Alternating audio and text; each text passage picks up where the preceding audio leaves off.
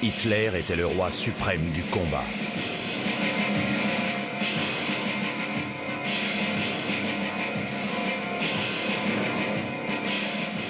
Il était le souverain du royaume de la mort. Le dirigeant d'un Weltanschauung meurtrier. Il faisait assassiner des personnes seulement parce qu'il avait décidé qu'elles étaient ses ennemis. C'est cela qui différenciait Hitler des autres criminels.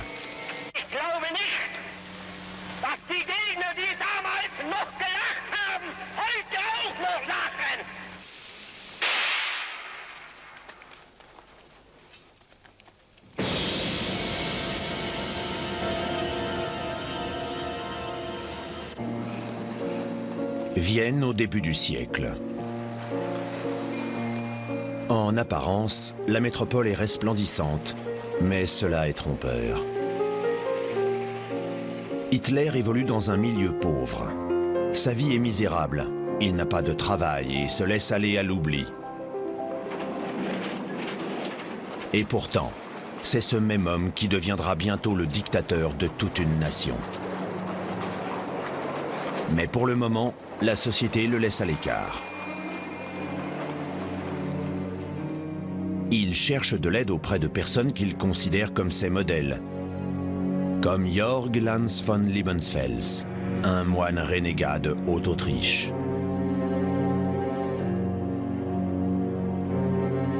Depuis son monastère de Werfenstein, Lanz détermine un idéal arien obscur. Êtes-vous blond?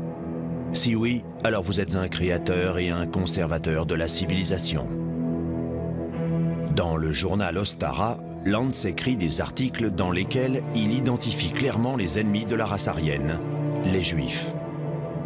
Pour Hitler, le marginal, ses écrits vont devenir les grandes lignes d'une future conception barbare du monde. 2 août 1914, Hitler est filmé par hasard. Il a une mine joyeuse, celle d'un homme qui a enfin trouvé sa place. La Première Guerre mondiale lui donne l'opportunité de se libérer de toutes ses défaites personnelles, de tous ses espoirs détruits et de sa solitude. La guerre. Cela permet au jeune homme de 25 ans de devenir un membre à part entière d'une communauté. Dès lors, cela va devenir son monde, le lieu sûr qu'il a toujours recherché. Ces 4 ans passés à la guerre ont laissé des traces dans l'esprit d'Hitler. La seule manière de s'en sortir à la guerre est de s'endurcir. Le sens de l'humanité est une faiblesse, la froideur est une force. Hitler rentre de la guerre avec ses idées plein la tête. Au moment où l'Empire germanique s'effondre, Hitler a déjà des idées meurtrières. Mais sa carrière de criminel ne débute réellement que lorsqu'il fait son entrée dans la politique.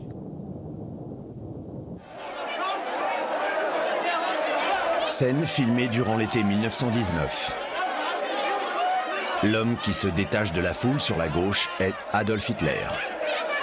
Il est profondément affecté par la défaite de l'Allemagne et a rédigé son premier tract qui dit « Pour Hitler, les Juifs sont des traîtres. Ce sont eux les responsables de la chute de l'Allemagne. Et surtout, ce sont eux qui ont porté le coup fatal à la patrie allemande avec la Révolution de novembre. » Les révolutionnaires de Munich sont Ernst Mesam, Kurt Eisner et Ernst Toller. Pour Hitler, ces Juifs sont le poison qui ronge notre peuple. C'est 4 ans plus tard que les fondements du Weltanschauung d'Hitler se précisent. Il est alors en prison à Landsberg, après avoir raté sa tentative de putsch de la brasserie en novembre 1923. C'est à ce moment qu'il dicte Mein Kampf à Rudolf Hess. Selon Hitler, ce récit est une vision historique des événements futurs. Mais la définition qui convient est guide détaillé des crimes sanctionnés par l'État. Dans ce livre, Hitler recense toutes ses obsessions et les symboles sombres qu'il prône. Mépris de la démocratie et de l'humanité, glorification de la guerre, intolérance au nationalisme, antisémitisme. L'auteur se révèle comme un futur meurtrier de masse. Si pendant la guerre, nous avions soumis 12 000 ou 15 000 de ces corrupteurs juifs au gaz toxique, et s'ils avaient ainsi autant souffert que nos centaines de milliers de morts au combat, alors les vies de nos honnêtes travailleurs allemands n'auraient pas été sacrifiées pour rien.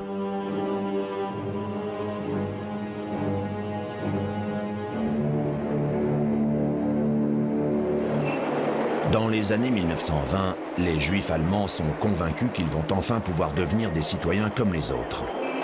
La Constitution de Weimar leur garantit liberté et égalité. Et ils se reconnaissent dans cette république qui les a intégrés sans condition. Ich freue mich außerordentlich in Deutschland und speziell in meiner Geburtsstadt Berlin zu sein. À l'époque, nous disions souvent « Être juif, ce n'est qu'une religion, rien de plus ». Mais une grande partie des gens n'arrivaient pas à comprendre cela. On nous demandait « Êtes-vous allemand ou juif ?» alors qu'on pouvait être les deux à la fois. Mais pour ces personnes, c'était inconcevable. De nombreux juifs sont patriotes. La culture allemande est leur culture, et ils ont une place dans la société. Beaucoup d'entre eux s'émancipent par le mariage. Quand Hitler arrive au pouvoir, plus de 50% des Juifs sont devenus chrétiens. Tout ce qui est allemand doit être glorifié, y compris les festivités.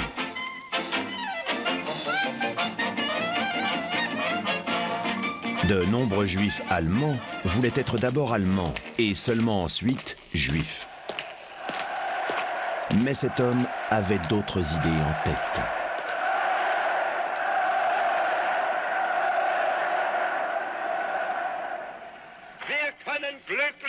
Zu wissen, dass diese Zukunft restlos uns gehört.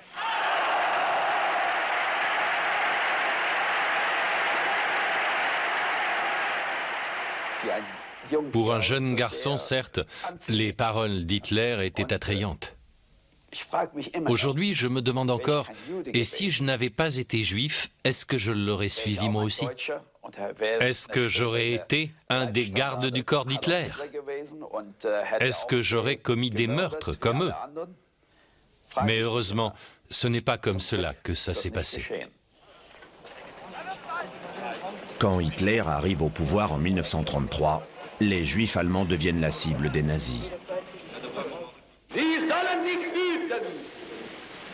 Einmal wird unsere Geduld zu Ende sein und dann wird den Juden das freche Lügenmaul gestopft werden. Son Führer va bientôt mettre cette menace à exécution. À ce stade, Hitler veut encore expulser les Juifs légalement. C'est l'heure zéro pour le criminel. Première étape, le boycott temporaire des commerces juifs. Pour superviser la campagne, Hitler fait appel à l'antisémite Julius Streicher. Ein Volk, das nicht auf die Reinheit seiner Rasse hält, geht zugrunde.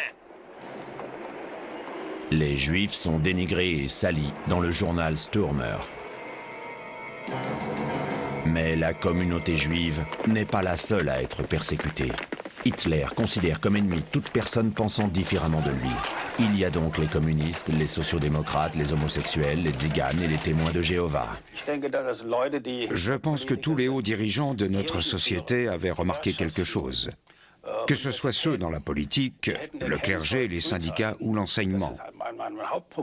Ils savaient tous depuis le début qu'Hitler était un assassin et une personne profondément immorale. Mais ça a été facile pour lui d'être totalement accepté, car l'Allemagne n'était pas le genre de pays qui se battait pour faire respecter les droits de l'homme. À la fin du mois de mars, Hitler fait édifier un bâtiment de torture pour ses opposants, le camp de concentration de Dachau. Les agents de la terreur sont les SA et les SS. Ce sont les hommes de main d'Hitler et ils font respecter sa loi, sans discussion ni justice. Le camp de concentration plus connu sous le nom d'institution de rééducation. Ce camp deviendra plus tard le lieu de l'extermination de masse des Juifs. Ce dont j'ai le plus souffert en tant que jeune homme, c'était de voir qu'à leurs yeux, je n'étais pas un être humain. S'il arrivait qu'on les regarde d'une manière qu'ils n'aimaient pas, ou bien si l'on avançait trop lentement à leur goût, ils se ruaient vers nous et nous frappaient. Si pour une quelconque raison, ils devaient augmenter le nombre de déportations, ils prenaient des personnes au hasard et les emmenaient. On avait toujours l'impression qu'ils étaient sur le point de nous tuer.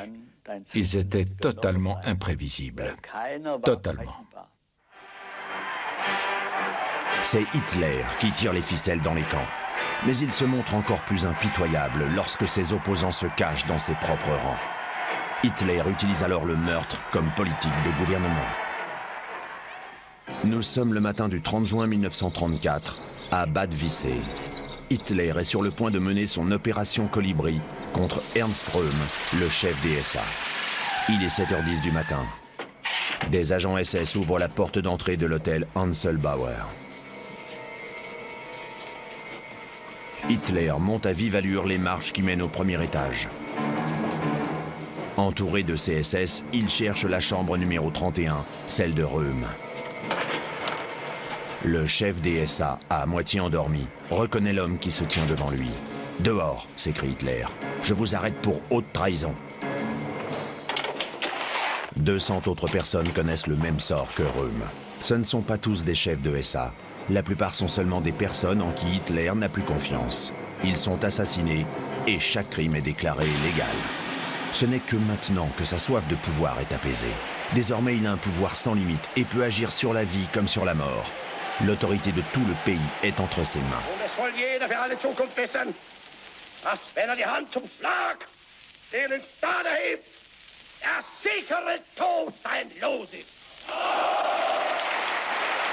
Et qui est l'État? Lui-même.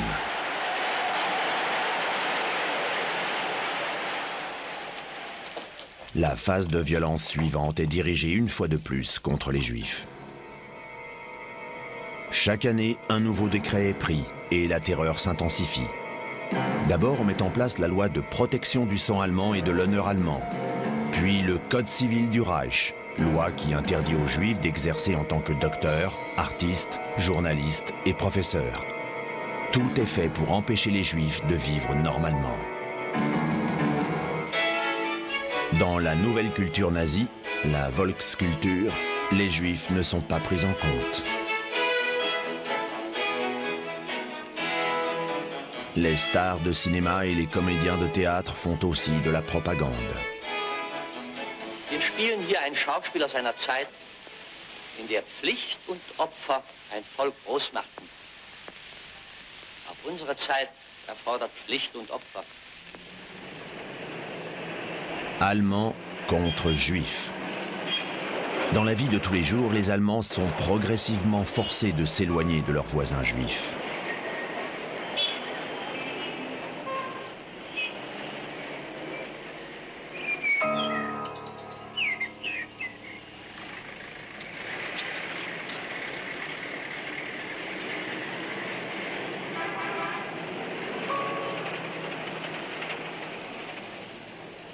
L'objectif d'Hitler, un Reich sans juifs.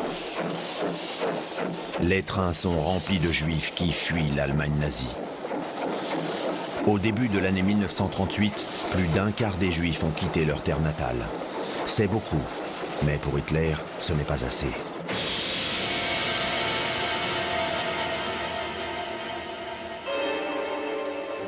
Il dirige les persécutions depuis sa maison de Berchtesgaden. Il ne donne à ses sbires que des instructions orales. Rien n'est mis à l'écrit. Ainsi, il n'apparaît jamais comme responsable des crimes.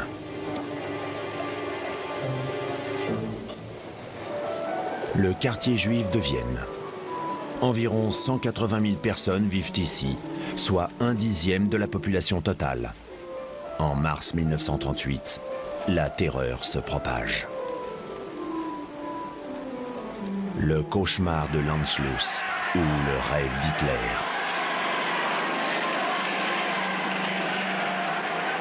Entrée triomphale dans la ville. Il y a 30 ans, cette ville était celle de toutes les défaites pour Hitler. C'est ici qu'il a cultivé sa haine des Juifs.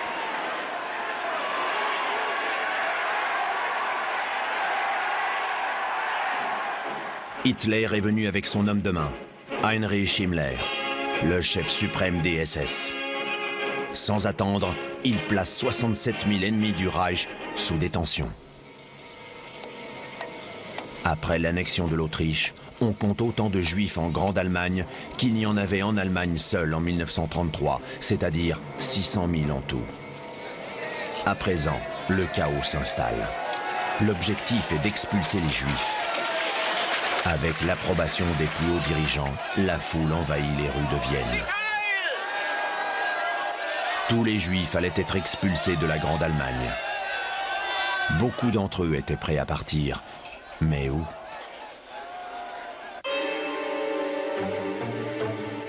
Hitler ne veut qu'une chose, qu'ils soient tous partis.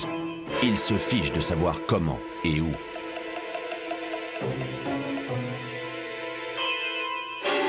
En octobre 1938, les déportations commencent. Hitler ordonne l'expulsion de 17 000 Juifs polonais qui vivent en Allemagne. Parmi eux, la famille Grinspan. Le fils cadet, Herschel, apprend l'expulsion de sa famille alors qu'il est à Paris pour ses études. Sa colère dépasse sa raison. Il achète un revolver, se rend à l'ambassade allemande et tire sur le secrétaire de l'ambassade, Ernst vom Rath. La vengeance de Grinspan met Goebbels très en colère. Avec l'approbation d'Hitler, il décide de mener une campagne de violence sans pareil contre les Juifs. Dans la nuit du 9 novembre en Allemagne, 200 synagogues sont brûlées et des milliers de commerces juifs sont vandalisés. Le pogrom est cyniquement appelé Kristallnacht, nuit de cristal, à cause des vitres brisées un peu partout dans les rues. Dans l'ensemble, la communauté aryenne reste en dehors de ces événements. Cette nuit-là, leur seul divertissement est l'acteur Heinz Rühmann dans le film Les 13 chaises.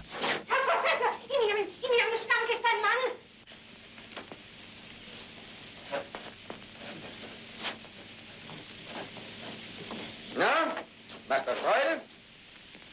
Bist du im Stuhl herumgewühlt? Der Herzog schneidet meine Stühle, aber wirklich ausgezeichnet. Das freut mich aber. Wenn die Herren gestatten, dann möchte ich jetzt gehen. Hitler n'aime pas quand les pogroms tournent au chaos. Il veut oppresser les Juifs, mais il veut le faire de manière contrôlée.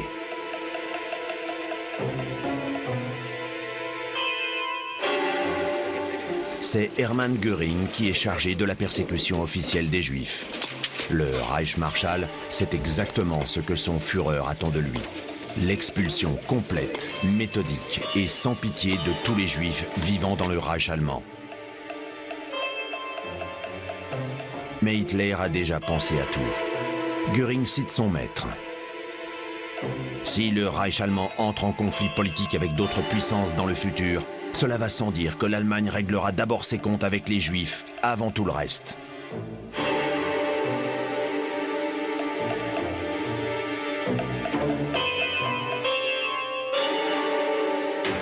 Le stratège de la violence, c'est Reinhard Heydrich. C'est lui qui transforme les menaces d'Hitler en plans concrets. La solution finale au problème juif est abordée pour la première fois à la fin du mois de novembre 1938. À ce stade de notre développement, il nous est devenu nécessaire d'exterminer la pègre juive à feu et à sang, de la même manière que nous exterminons les criminels de notre État.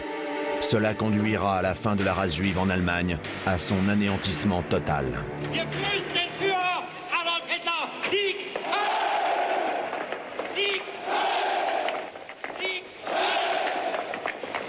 L'impatience d'Hitler est révélée au grand jour lors d'un discours au Reichstag qui sera lourd de répercussions. Wenn es dem internationalen Finanzjudentum in und außerhalb Europas gelingen sollte, die Völker noch einmal in einen Weltkrieg zu stürzen, dann wird das Ergebnis nicht der Sieg des Judentums sein, sondern die Vernichtung der jüdischen Rasse in Europa. Désormais, le lien entre la guerre et l'extermination est bien établi pour chacun des Juifs allemands.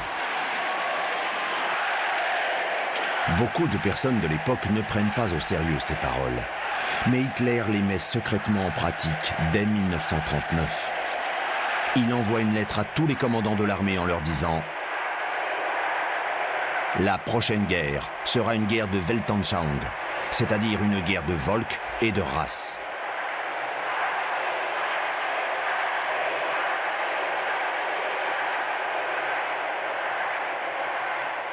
La malédiction d'Hitler s'abat en premier sur les Juifs de Tchécoslovaquie.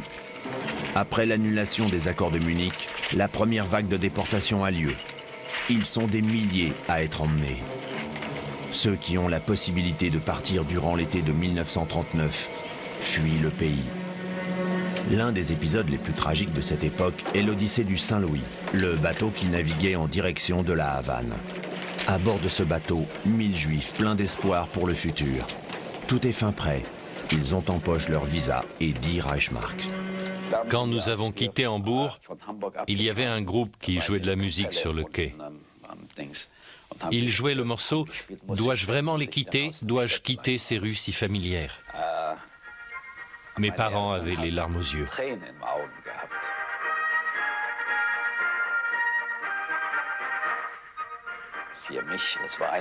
J'étais très heureux de quitter l'Allemagne. J'allais commencer une toute nouvelle vie, sans danger, sans personne pour me maltraiter.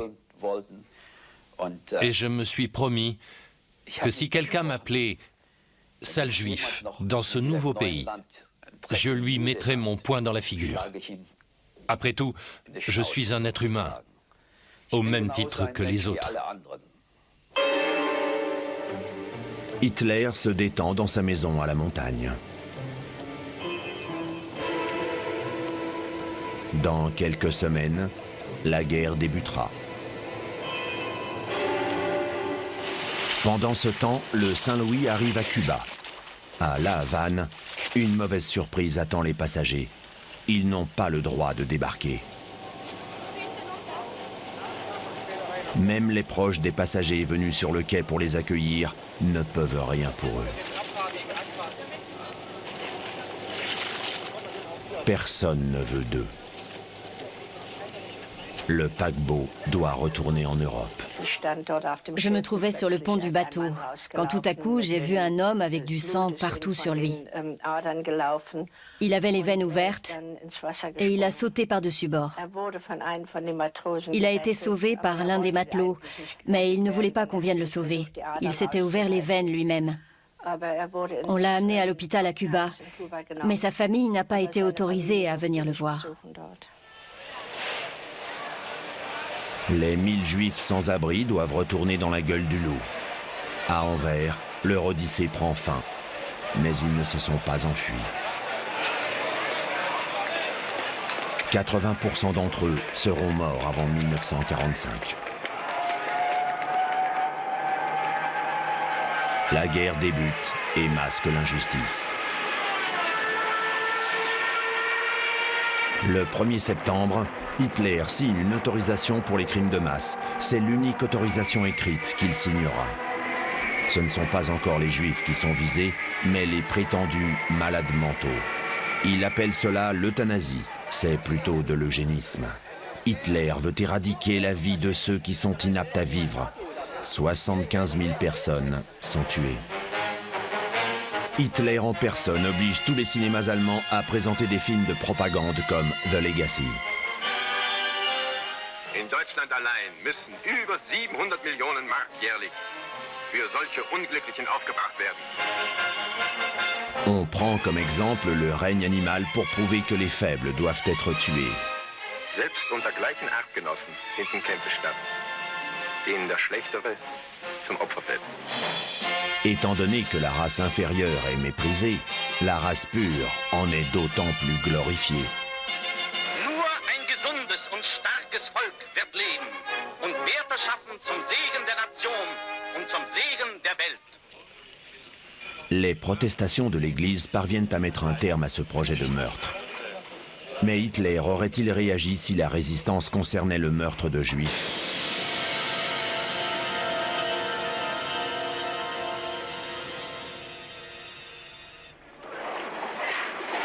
Avec le début de la guerre, ce nouvel ordre va pouvoir être mis à exécution. La Pologne devient la première scène de crime. Hitler ordonne « exterminer, nettoyer, anéantissez ». Les personnes comptent pour moins que rien.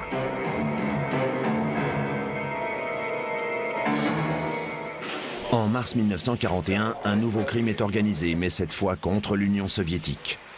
Les officiers de haut rang d'Hitler sont mis dans la confidence, mais personne ne l'en dissuade. Nous devons prendre du recul par rapport à cette attitude de camaraderie entre soldats. Les communistes n'ont jamais été des camarades et ils ne le seront jamais. Durant cette guerre, nous les anéantirons. Il édite le Kommissarorder.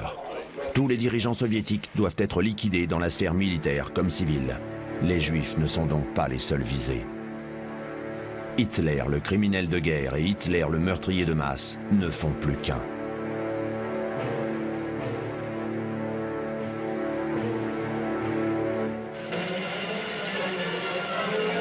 La propagande utilise les films pour faire adhérer le peuple allemand aux idées démentes d'Hitler. Sie sind hinterlistig, feige und grausam und treten meist in großen Scharen auf. Sie stellen unter den Tieren das Element der heimtückischen unterirdischen Zerstörung dar. Nicht anders als die Juden unter den Menschen. La propagande évoque le génocide, mais de manière implicite. Hitler n'a pas encore décidé de le mettre en place. Il ne veut pas brûler les étapes. La prochaine, c'est la création des ghettos.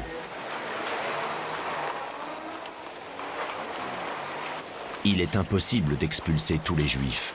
Alors on les parque dans leur propre quartier. Varsovie. Le quartier juif comptait 40 000 habitants avant la guerre. Aujourd'hui, il en compte 500 000.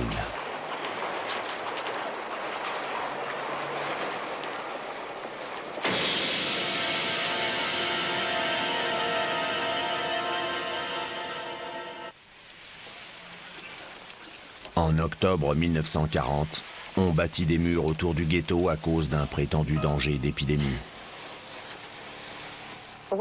C'était une sensation vraiment affreuse. Nous avions l'impression d'être tombés dans un piège. Nous n'avions aucun moyen de sortir et étions totalement impuissants. Le gouverneur d'Hitler en Pologne, Hans Frank, descend la ration de nourriture quotidienne à 184 calories par personne. La mort par la faim est une mort atroce. Une personne en état de sous-nutrition meurt très très lentement et a le temps de souffrir.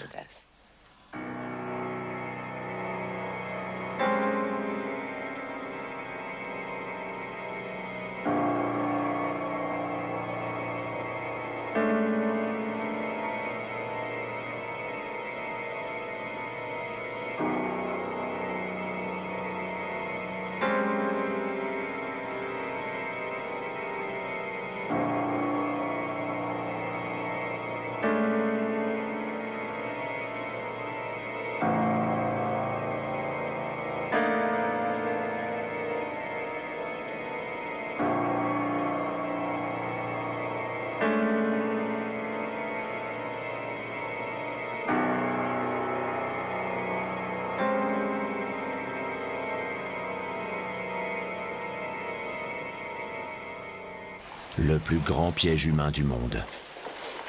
La population doit faire face à la faim et aux épidémies. Plus de 100 000 Juifs sont déjà morts quand le premier train part pour Auschwitz.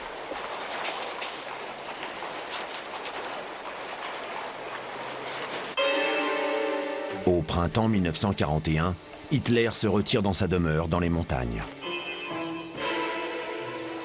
C'est là qu'il met en place son projet de solution finale à la question juive. 13 mars 1941. Son livre « Guidelines for Special Areas » est la première preuve qui atteste du nouvel extrémisme d'Hitler. Il s'intéresse maintenant à la Russie. Au nom du Führer, il n'y a qu'une force armée qui devrait avoir son mot à dire sur cette phrase, les SS.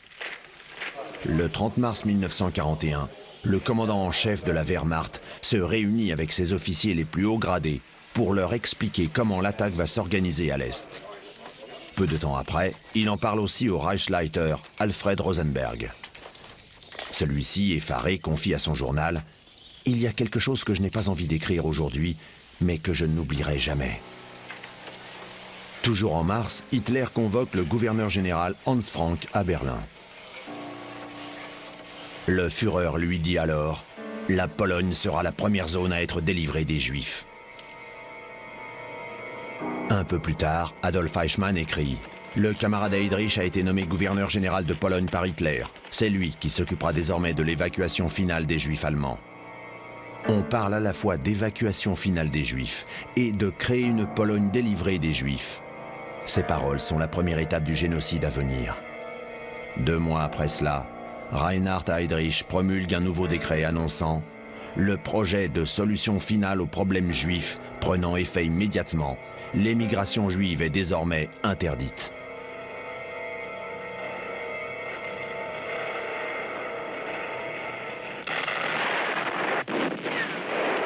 Hitler rompt son pacte avec Staline le 22 juin. L'armée progresse rapidement, ce qui accélère le lancement de la destruction de masse. Au début, les ordres d'Hitler étaient de tuer les fonctionnaires juifs bolcheviques. Mais en juillet 1941, tous les juifs de l'Est sont persécutés. Hitler veut procéder à un génocide, mais il veut le faire de façon méthodique. Göring donne ses instructions le 31 juillet 1941 par écrit. Il autorise Heydrich à s'organiser et se préparer au niveau matériel pour la solution finale à la question juive dans la zone allemande de l'Europe.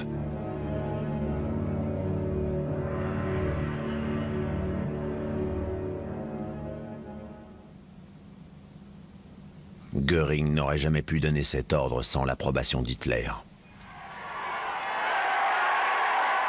Une fois qu'il a pris sa décision, Hitler a laissé à ses hommes de main le soin d'agir, et eux-mêmes ont recouru à leurs propres hommes de main. Il s'est assuré que son nom ne soit pas lié à la décision de décimer le peuple juif.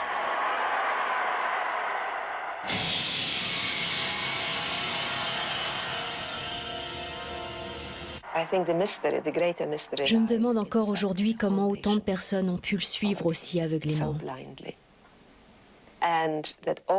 Comment ces personnes ont-elles pu approuver des actes aussi inhumains, alors qu'eux-mêmes étaient des citoyens comme les autres?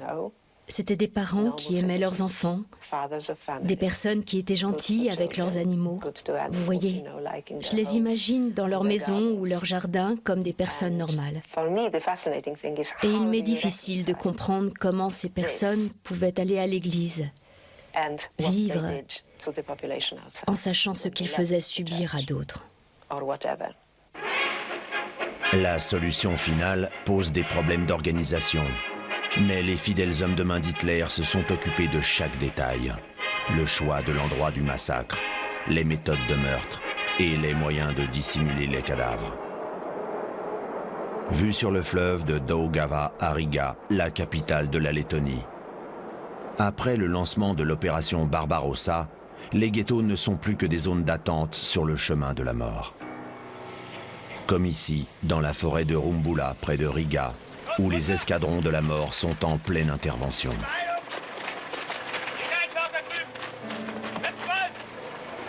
Les exécutions de masse débutent à l'automne 1941 et sont destinées à résoudre le problème juif. En novembre, l'un des plus grands massacres a lieu. 15 000 hommes, femmes et enfants sont assassinés.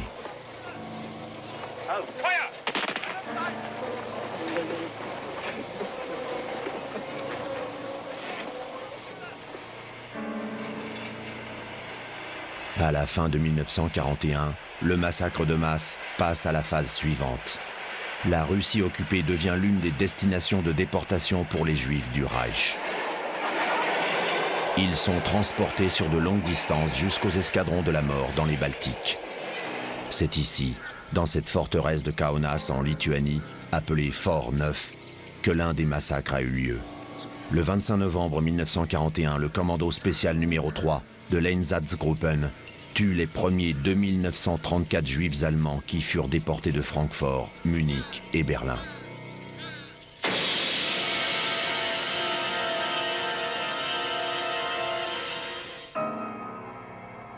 La Wehrmacht allemande est elle aussi impliquée dans le crime. Les unités d'extermination du SD et des Einsatzgruppen creusaient des fossés, puis ils se mettaient au bord pour tirer. Mais souvent, ils ne disposaient pas d'assez d'hommes pour tuer le nombre de juifs prévus. Donc, la Wehrmacht inventait les chiffres.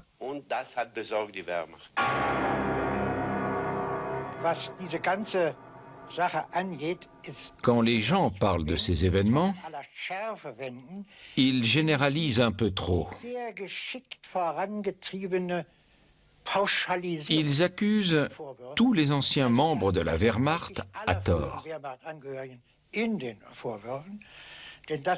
Ce n'est pas juste. C'est humiliant et dégradant pour les soldats. En ce qui concerne la Wehrmacht, c'est tout à fait vrai. C'étaient des hommes respectables. En revanche, j'ai vécu d'horribles choses à la fin de la guerre. Ces crimes sont commis au nom d'Hitler et doivent rester secrets. Mais parfois, il arrive que des informations filtrent. Certains soldats en permission font circuler des rumeurs sur ce qui se passe au front.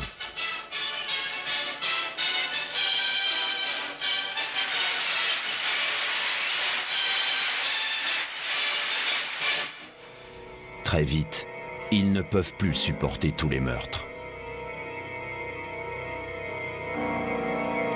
Le Zyklon B apporte la solution au problème.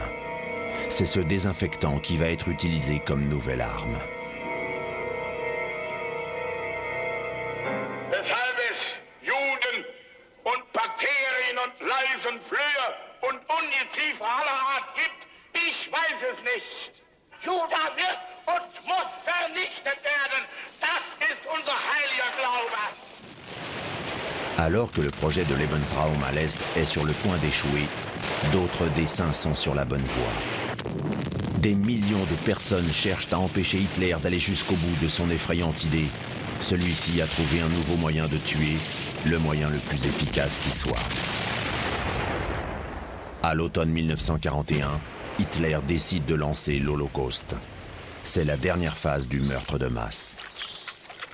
Le 20 janvier 1942, les officiers les plus importants du Reich se réunissent à la demande d'Heydrich. Cette conférence qui a lieu à Wannsee, à Berlin, a pour but de préparer le lancement de la solution finale. Au printemps 1942, tout est au point. Le meurtre de masse à la chaîne peut commencer. Les 6 premiers camps d'extermination sont Belzec, Chelmno, Sobibor, Treblinka, Majdanek et Auschwitz. Tous sont des abattoirs pour humains. Hitler réalise qu'il va perdre sa guerre d'anéantissement à l'Est. Mais plus les soldats meurent au front, plus il veut faire payer les Juifs. Les bureaucrates du meurtre font tout leur possible pour exécuter la volonté du Führer. Ils veulent s'assurer que les crimes se déroulent pour le mieux. Pour cela, ils mettent au point une supercherie très élaborée. Le respect des quotas est important. Chaque jour, 6000 juifs doivent être relocalisés, comme on le dit officiellement. Le train part de la station pour aller directement aux usines de la mort. Là-bas, les juifs vont déployer leurs forces, comme le disent cyniquement les SS. Un meurtre de masse méthodiquement programmé. La ligne de chemin de fer de l'État est un complice très efficace. 30 janvier, Berlin à Auschwitz, 1000 passagers. 6 février, Bialystok à Auschwitz, 2000 passagers.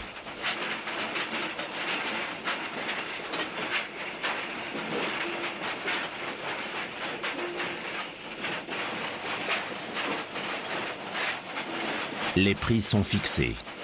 4 pfennig par passager et par kilomètre. Un aller simple, pas de retour.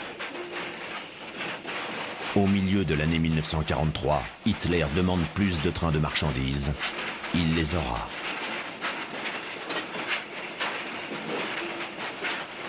La gare de la solution finale. C'est ici que le plan est mis à exécution, mais son inventeur n'est encore jamais venu sur ces lieux. Les chambres à gaz. Elles ressemblent à des douches.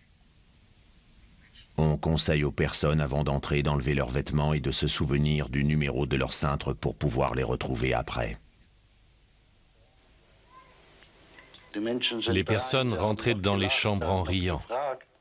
Ils nous demandaient où ils étaient, mais nous devions garder le silence. Nous ne devions pas leur dire ce qui allait se passer. La tromperie fonctionnait jusqu'au dernier moment.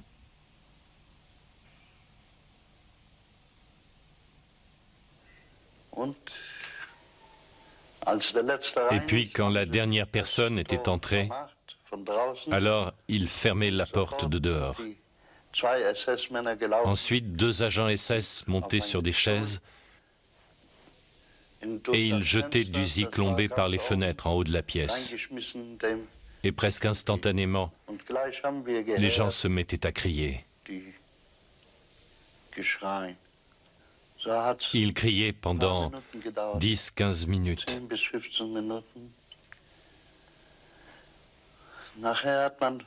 Puis, quand c'était fini,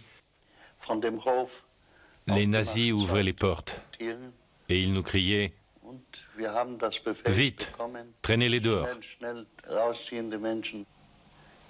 Le crématorium n'était pas très grand.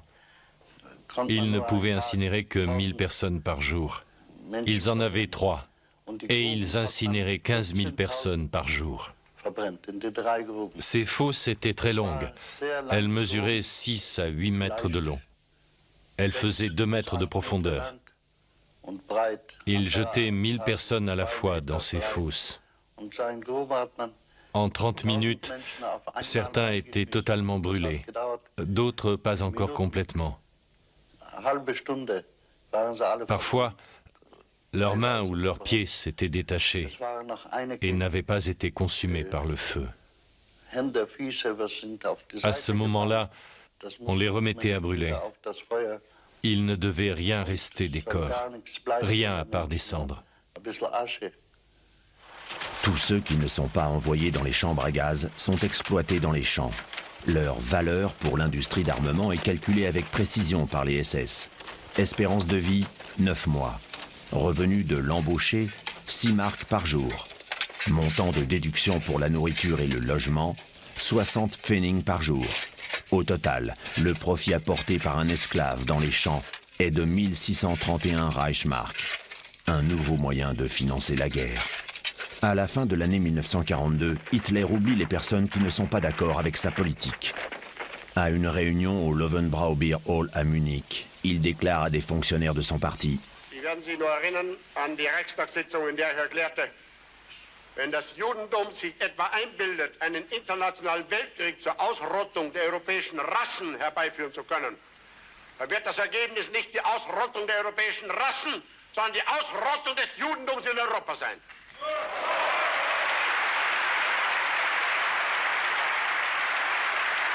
Sie haben mich immer als Prophet ausgelacht. Von denen, die damals lachten, lachen heute unzählige nicht mehr. Die jetzt noch lachen, werden in einiger Zeit vielleicht auch nicht mehr lachen. Stalingrad. C'est le début de la fin pour sa frénésie criminelle. La route de la défaite est déjà toute tracée. Pour les Juifs, rien n'a changé. Les massacres continuent jour après jour. Les défaites militaires d'Hitler augmentent sa volonté de destruction.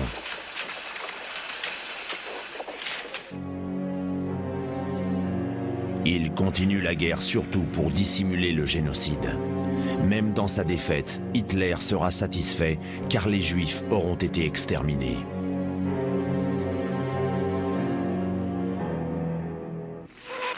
Les troupes soviétiques avancent vers l'ouest et Hitler ne peut rien pour les arrêter. Il ordonne à ses hommes de main de détruire toute trace du massacre de masse. Une forêt près de Vilnius. Des détenus de camp sont forcés à déterrer les corps des victimes fusillées au début de la guerre. Ce travail prendra 2 ans et plus de 2 millions de corps seront incinérés.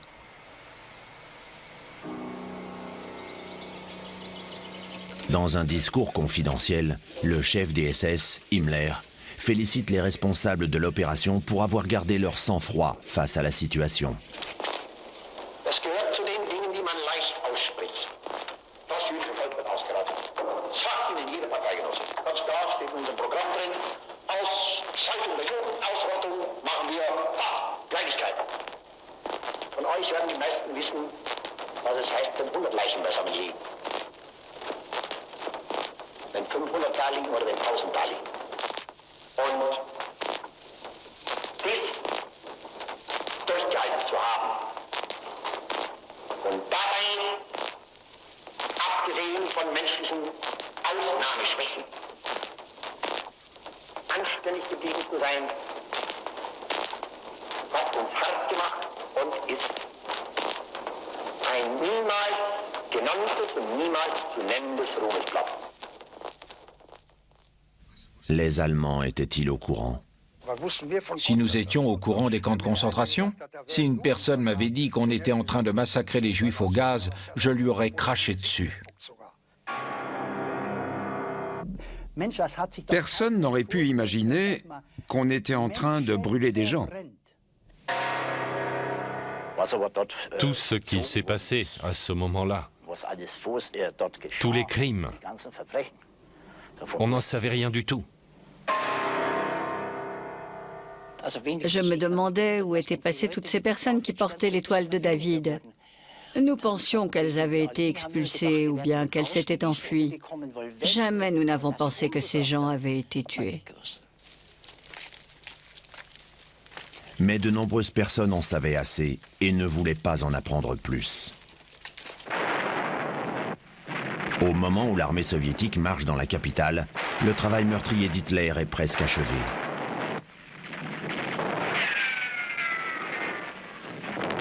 Durant ces dernières semaines, le dictateur ne parle que de guerre, de Lebensraum et de politique raciale.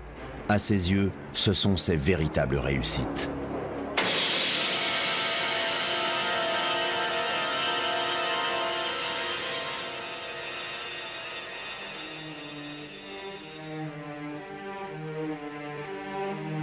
Mais alors que la fin de la guerre approche, Hitler s'en prend à un autre peuple que celui des Juifs. La dernière campagne de massacre de masse du Führer est dirigée vers les Allemands eux-mêmes. Pour lui, son peuple a détruit son futur en tant que conquérant du monde, et les Allemands se sont révélés être indignes de leur mission. Voici la sentence de mort d'Hitler. Que les Allemands périssent et soient détruits, car ils se sont révélés être faibles, et le futur appartient exclusivement aux peuples les plus forts de l'Est. Avec l'ordre Néron, décrété en 1945, Hitler veut priver l'Allemagne et les Allemands de toute chance de survie.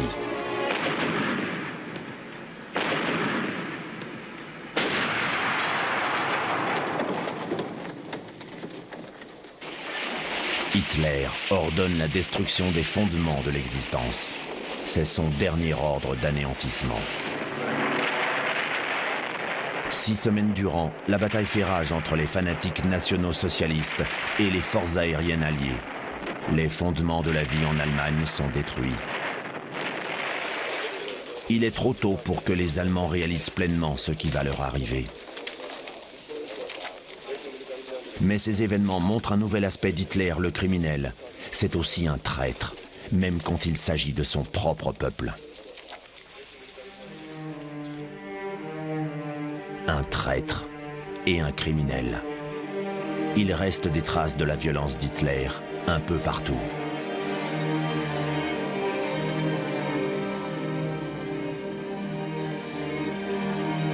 Le génocide de la Seconde Guerre mondiale était sa décision. Mais il n'aurait pas pu être mené sans l'aide de milliers de complices.